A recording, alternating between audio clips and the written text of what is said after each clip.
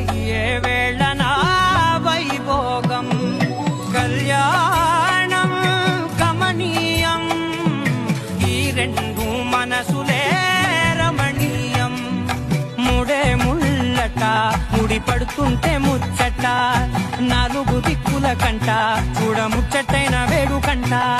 ఆ పంచభూతాల తోడుగా ప్రేమ పంచుకొనే పండగంట